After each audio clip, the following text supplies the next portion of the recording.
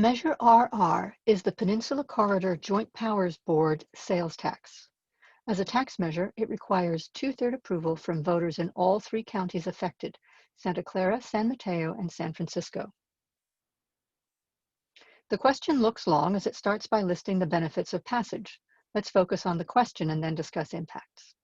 Voters are asked, shall the Peninsula Corridor Joint Powers Board resolution levying a 30-year 1/8 cent sales tax with oversight and audits, providing approximately $100 million annually for Caltrain that the state cannot take away, be adopted? Even more simply, shall a 30-year 1/8 cent sales tax for Caltrain be adopted? Caltrain is the only passenger rail service in the country to rely on voluntary contributions from its service area, generating uncertainty in long-range planning. Operated by the Peninsula Corridor Joint Powers Board, an independent agency, Caltrain has an annual budget of approximately $30 million. 70% of income is from passenger fares. The remaining 30% is made up by the partner agencies of the three counties served. These are the Santa Clara Valley Transportation Authority, VTA, the San Mateo County Transit District, SamTrans, and the San Francisco Municipal Transportation Authority, MUNI.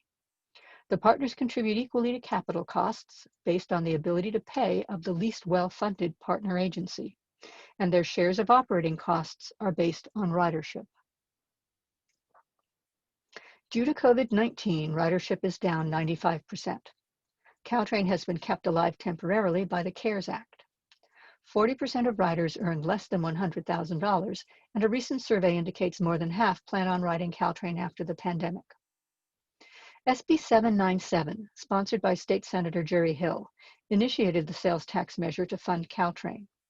Approved by the legislature, it was signed by the governor in 2017. SB 797 additionally required the approval of the Joint Powers Board, all the transit authorities, and all three counties' boards of supervisors.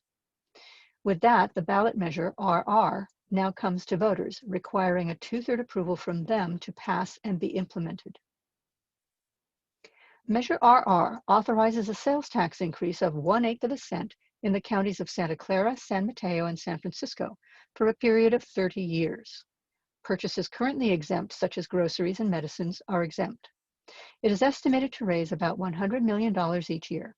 Of that total, about $30 million will be used to replace the annual partner agency's former contributions, and the remaining annual yield, roughly $70 million, will fund the aging system's ongoing maintenance needs and build new infrastructure that will increase service capacity and efficiency. The measure requires the funds to be used to support operations and infrastructure planning with the goal of improving service reliability, capacity, frequency, affordability, access, and modernization, including electrification. Caltrain must also provide subsidies and discounted fares to make train service affordable for riders of all income levels. An independent citizens oversight committee is mandated to ensure funds are used as promised.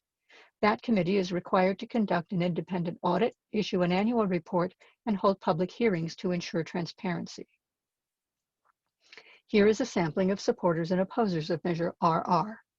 The San Francisco Chronicle and San Jose Mercury News have supported the measure in editorials. Supporters say the tax is essential to save Caltrain and keep about 65,000 cars off the road. Losing Caltrain would, quote, dump 4 lanes of traffic, unquote, onto Highway 101. They say projects funded by Measure RR are estimated to support more than 16,000 good-paying jobs in our counties, just the economic boost the Bay Area needs right now. Stable finances, strict fiscal accountability, and the priorities of Measure RR will improve the system with more trains and better connections with BART.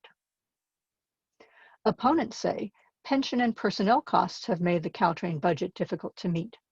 We must recognize that sale taxes are regressive and hurt the poorest communities most. Like most commuter rail services, most of Caltrain's riders earn more than $100,000 a year, and their fares should not be subsidized. A yes vote approves the proposed sales tax of 1/8 cent in the counties of San Francisco, San Mateo, and Santa Clara for a period of 30 years. A no vote disapproves the increase and maintains Caltrain's current funding situation. This measure requires a 2/3 vote in each county to pass.